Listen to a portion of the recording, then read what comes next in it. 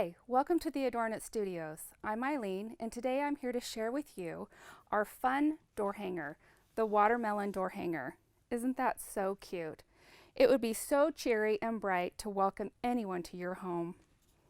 I'm going to show you how to make this today, and if you have any questions or you'd like more information on this, it is available in a kit, and you can contact us at adornit.com or look in your local fabric or quilting stores for this project.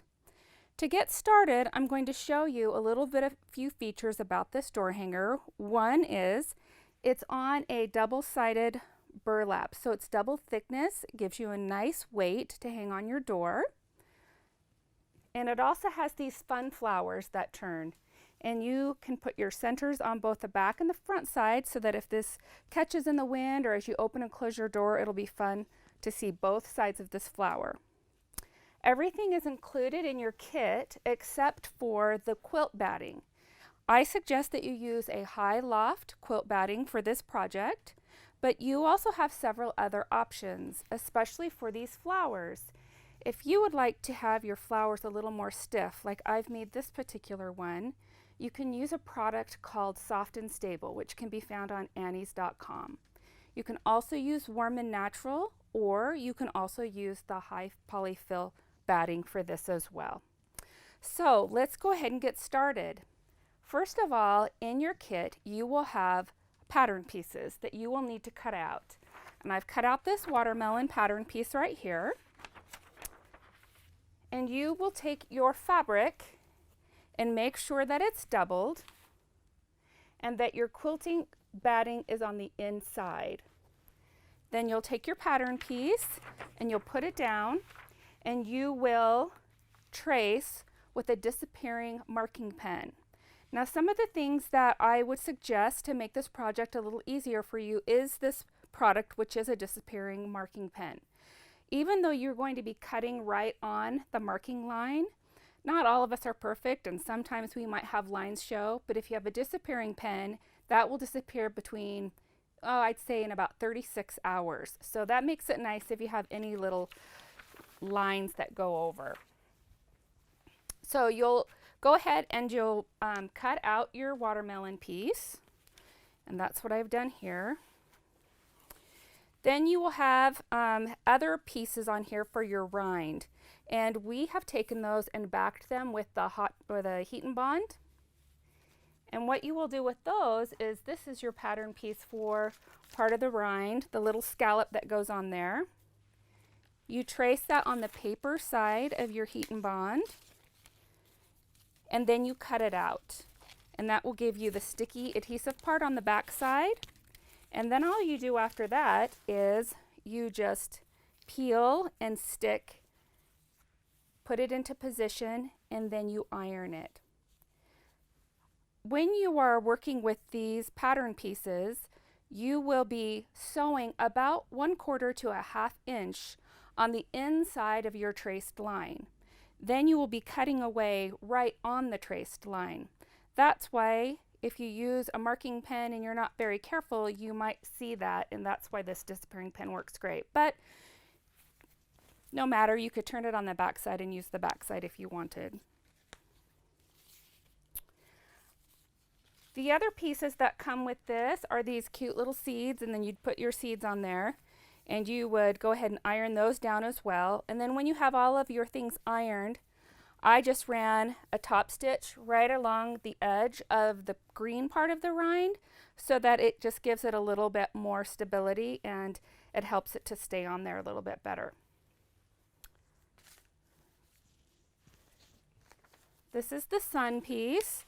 Same thing, I took the pattern piece, I traced it out, I sewed it within 1/2 inch of the tracing line, and then I cut it out. These are your flowers, and one of the things that you can do for these flowers is you are going to be hanging them from this cute ribbon.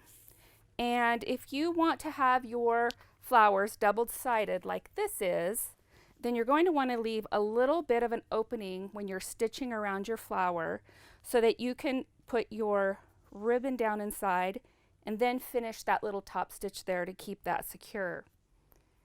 As you can see here, I've started this flower, put it down, traced it, and pinning is really important.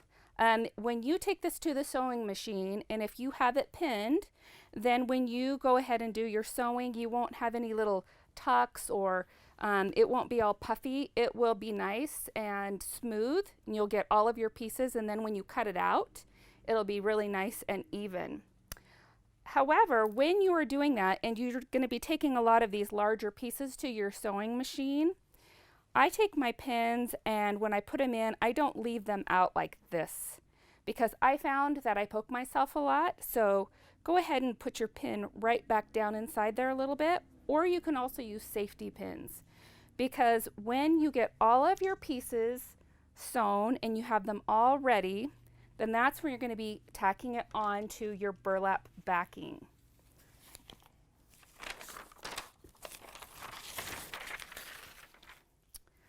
Like I said, your burlap is doubled so that it gives that nice extra weight. You'll put your burlap down, and then you'll take your pieces and you will position them onto the burlap how you would like them.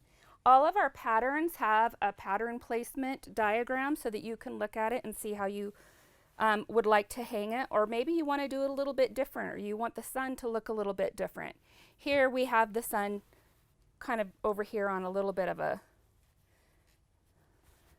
on the corner like that, but do however you like.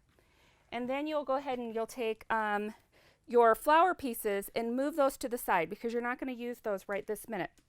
So you'll take all of your pieces, and this will have been ironed down, your seeds will have been ironed down, you have already top stitched on your rind, and then you will pin this in place. This is the part where you put your pin back down inside so you don't poke yourself, because this can get a little bit cumbersome on your machine.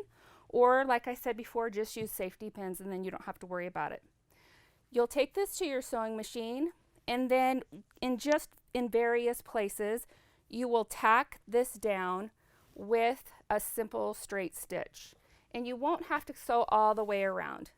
As you can see here, there are openings, so we just tacked it down in several areas. And then to give it kind of a little bit of a puffy look, we went ahead and just did some little stitches on the inside of the sun and the inside of the watermelon. And you can either do that by hand, or you can do it with a bar tack stitch or a little zigzag stitch on your machine. And that gives it a little extra dimension. Then after you have done that, you're going to take your burlap and your piece over to your work surface, and then you're going to make sure that all of your burlap is smoothed out, and then you can actually put some pins in it if you'd like. And then you're going to go ahead and take a zigzag stitch, and I do a tighter zigzag stitch, and go all the way around the outside of the piece, probably about an inch around the outside of your image here. And then you'll take some scissors and then you'll cut right along the outside of that. You won't want to cut into the zigzag stitch, because you want that to kind of be there for security, but then it looks more ragged and it won't go very far because you'll have that zigzag stitch to secure it. After you have done that, then you can play with your flowers. And what I did is, in your kit you'll get about a yard of this, and I like to have my flowers hang a little bit differently in length, so I would cut one a little bit shorter and one a little bit longer. And then you will take your flowers, both sides if you want, or just one side, however you want to do it. Use your warm and natural, your soft and stable, or your batting. And then you'll just decide how long you want your flowers to hang there. And you'll also adhere your leaves, and you also can just put those on how you like. I like to put the contrasting leaves together, and then another simple stitch right there to tack it on. And then you'll just decide how long you want to have your flowers hang, and then tie a bow, and then just take a little running stitch or hand stitch and hand stitch your bow on. It's nice to leave just a little bit extra ribbon, which there is allowed in the kit, to put a little back on which is this right here. And you just stitch that on there, and then you can hang it on a door hanger or whatever it is that you use to hang items from your door. And there you have it. We have a lot of really cute ideas, and we have other projects that are very similar to this with the burlap backing. And again, if you're interested in any of those projects, please come to us at adornit.com or go to your local craft, fabric, or quilting store and see if they are available. And as always, we hope you enjoy our products, and we hope you have a fun time making these, and have a great day.